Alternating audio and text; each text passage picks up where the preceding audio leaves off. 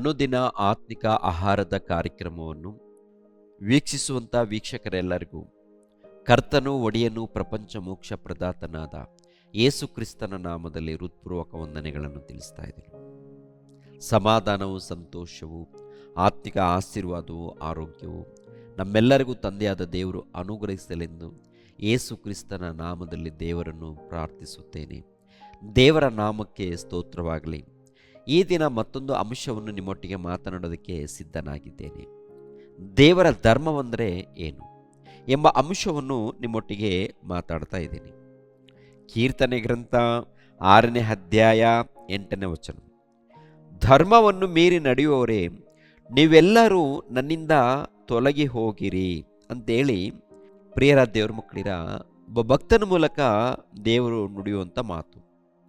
ಮೊದಲನೇದಾಗಿ ದೇವರ ಧರ್ಮ ಅಂದರೆ ಏನು? ದೇವರ ಧರ್ಮ ಅಂದಾಗ ದೇವರ ಆಜ್ಞೆಗಳು, ಅಂದರೆ ದೇವರು ನೇಮಿಸಿರುವಂಥ ಆಜ್ಞೆಗಳು. ಆದಿಕಾಂಡದಲ್ಲಿ ತಂದೆಯಾದ ದೇವರು ಆದಾಮನಿಗೆ ಒಂದು ಆಜ್ಞೆಯನ್ನು ಕೊಡ್ತಾರೆ. ಏನಾಜ್ಞೆ?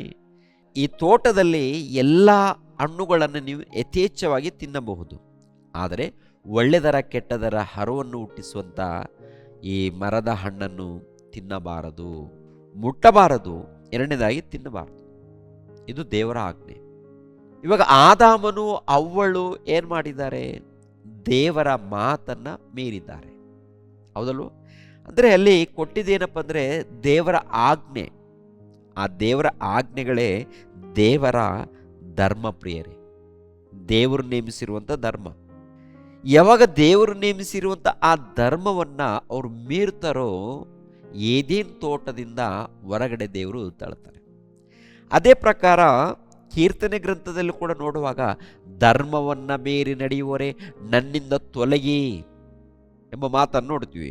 ಹೊಸ ಒಡಂಬಡಿಕೆಯಲ್ಲಿ ಯೇಸು ಕ್ರಿಸ್ತರು ಕೂಡ ಈ ಮಾತನ್ನು ನುಡಿತಾರೆ ನೋಡಿ. ಒಂದು ಸಾರಿ ಮತ್ತಾಯನ ಬರೆದ ಸುವಾರ್ತೆ 7ನೇ ಅಧ್ಯಾಯ 23ನೇ ವಚನ. ಆಗ ನಾನು ಅವರಿಗೆ, ನಾನೆಂದು ನಿಮ್ಮ ಗುರಿತು ಕಾಣೆನು, ಧರ್ಮವನ್ನು ಮೀರಿ ನಡೆಯುವವರೇ ನನ್ನಿಂದ ತೊಲಗಿ ಹೋಗಿರಿ ಎಂದು ಎಲ್ಲರ ಮುಂದೆ ಹೇಳಿಬಿಡುವೆನು ಅಂತ ಹೇಳ್ತಾರೆ. ಯಾರು? ಯೇಸು ಪ್ರಭು. ಯಾವಾಗ ಹೇಳ್ತಾರೆ ನೋಡುವಾಗ ಯೇಸು ಕ್ರಿಸ್ತರು 2ನೇ ಆಗಮನದಲ್ಲಿ ಬರ್ತಾರೆ.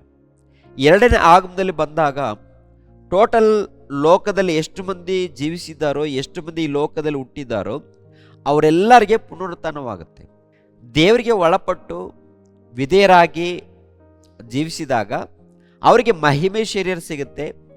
ದೇವರ ಮಾತನ್ನು ಮೀರಿ ಮಾಡಬಾರದ ಪಾಪವನ್ನು ಯಾರು ಮಾಡಿದ್ದಾರೋ ಅವರಿಗೆ ಪುನರುತ್ಥಾನ ಆಗುತ್ತೆ. ಆದರೆ ಮಹಿಮೆ ಶರೀರ ಸಿಗಲ್ಲ. ಮಹಿಮೆ ಶರೀರ ಇಲ್ಲದೆ ಹೋದರೆ ಪರಲೋಕಕ್ಕೆ ಹೋಗಲ್ಲ. ಪರಲೋಕಕ್ಕೆ ಹೋಗಬೇಕಾದ್ರೆ ಮಹಿಮೆ ಶರೀರವನ್ನು ಧರಿಸ್ಕೊಳ್ಬೇಕು.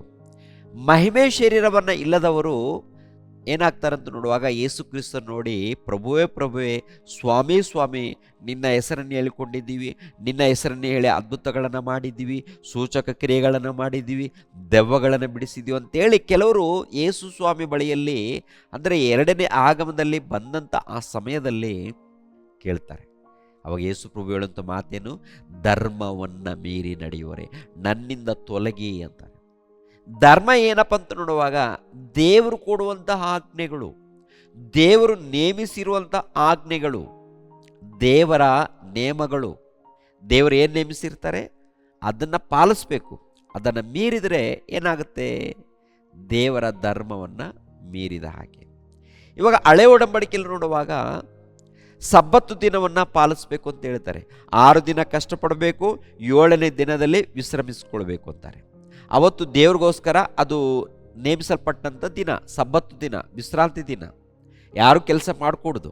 ಒಂದು ವೇಳೆ ಯಾರಾದರೂ ಕೆಲಸ ಮಾಡಿದ್ರೆ ದೇವರ ಧರ್ಮವನ್ನು ಮೀರಿದ ಹಾಗೆ. ಅದೇ ಪ್ರಕಾರ ಪೂರ್ಣ ಹೃದಯದಿಂದ ಪೂರ್ಣ ಪ್ರಾಣದಿಂದ ದೇವರನ್ನು ಪ್ರೀತಿಸಬೇಕು, ನಿನ್ನ ನೆರೆಯವರನ್ನು ಪ್ರೀತಿಸಬೇಕು, ತಂದೆ ತಾಯಿಗಳನ್ನು ಪ್ರೀತಿಸಬೇಕು, ನರಹತ್ಯೆ ಮಾಡಬಾರ್ದು, ಕದಿಯಬಾರ್ದು, ಸುಳ್ಳು ಸಾಕ್ಷಿ ಹೇಳಬಾರ್ದು, ಇನ್ನೊಬ್ಬರ ಆಸ್ತಿಯನ್ನು ಆಶಿಸಬಾರ್ದು, ಮತ್ತೊಬ್ಬರ ಹೆಂಡತಿಯನ್ನು ಆಶಿಸಬಾರ್ದು. ಇವೆಲ್ಲ ದೇವ್ರು ಕೊಟ್ಟಂಥ ಆಜ್ಞೆಗಳು, ಅಂದರೆ ದೇವ್ರು ಕೊಟ್ಟಂಥ, ದೇವರು ನೇಮಿಸಿರುವಂಥ ಧರ್ಮ. ಇವುಗಳಲ್ಲಿ ಒಂದನ್ನು ಮೀರಿದಾಗ ದೇವರ ಧರ್ಮವನ್ನು ಮೀರಿ ನಡ್ಕೊಂಡಿದ್ದಾರಂತ ಅರ್ಥ. ದೇವರ ಧರ್ಮವನ್ನು ಮೀರಿದಾಗ ದೇವರು ಹೇಳುವಂಥ ಮಾತೇನು? ಧರ್ಮವನ್ನು ಮೀರಿ ನಡೆಯುವರೆ ನನ್ನಿಂದ ತೊಲಗಿ ಹೋಗಿರಿ ಅಂತ ಹೇಳ್ತಾರೆ. ಹೊಸ ಒಡಂಬಡಿಕೆಯಲ್ಲಿ ದೇವ್ರು ಕೊಟ್ಟಂಥ ಧರ್ಮ ಏನಪ್ಪ ಅಂತ ನೋಡುವಾಗ ಸತ್ಕಾರ್ಯಕ್ರಮಗಳನ್ನು ಮಾಡಬೇಕು ಅಂತ ಹೇಳ್ತಾರೆ. ಸತ್ಕಾರ್ಯಕ್ರಮಗಳೊಂದಾಗ ದೇವರ ವಾಕ್ಯವೇ ಸತ್ಯವು. ವಾಕ್ಯಕ್ಕೆ ಸಂಬಂಧಪಟ್ಟಂಥ ಕಾರ್ಯಕ್ರಮಗಳನ್ನು ಮಾಡುವಂಥದ್ದೇ ದೇವರ ಧರ್ಮ.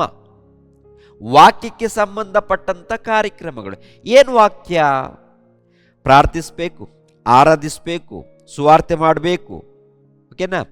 ಆಮೇಲೆ ಸುವಾರ್ತೆ ಮಾಡಿದ ಮತ್ತೇನು? ಎಲ್ಲರಿಗೋಸ್ಕರ ಪ್ರಾರ್ಥಿಸುವಂಥದ್ದು, ಮತ್ತೇನು? ಶತ್ರುಗಳನ್ನು ಕ್ಷಮಿಸುವಂಥದ್ದು, ಪ್ರೀತಿಸುವಂಥದ್ದು, ಹೌದಲ್ವಾ? ಇವೆಲ್ಲ ದೇವ್ರು ಕೊಟ್ಟಂಥ ಆಜ್ಞೆಗಳು. ಈ ದೇವ್ರು ಕೊಟ್ಟಂಥ ಆಜ್ಞೆಗಳನ್ನು ಪಾಲಿಸಬೇಕು.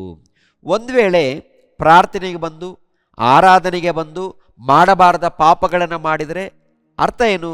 ದೇವರ ಧರ್ಮವನ್ನು ಮೀರಿ ನಡೀತಾ ಇದ್ದಾರಂತ ಅರ್ಥ. ದೇವರ ಧರ್ಮವನ್ನು ಮೀರಿದರೆ ಎಲ್ಲಿಗೆ ಹೋಗ್ತಾರೆ? ಇಲ್ಲಿ ಹೇಳಿದಾರಲ್ಲ, ದೇವರ ಧರ್ಮವನ್ನು ಮೀರಿ ನಡೆಯುವರೆ ನನ್ನಿಂದ ತೊಲಗಿ ಹೋಗಿರಿ. ಎಲ್ಲಿಗೆ ಹೋಗ್ತಾರೆ ತೊಲಗಿದರೆ? ಬೆಂಕಿಯ ಕೊಂಡಕ್ಕೆ ಹೋಗಬೇಕು. ಅದಕ್ಕೆ ಮತ್ತಾಯನ ಬರೆದ ಸುವಾರ್ತೆ 25ನೇ ಅಧ್ಯಾಯ 41ನೇ ವಚನದಲ್ಲಿ ಇರುತ್ತೆ ಪ್ರಿಯರೇ, ಪಿಶಾಚನಿಗೂ ಅವನ ದೂತರಿಗೂ ಸಿದ್ಧ ಮಾಡಿದ ಬೆಂಕಿಯ ಕೊಂಡಕ್ಕೆ ಹೋಗಿರಿ. ಯಾಕೆ?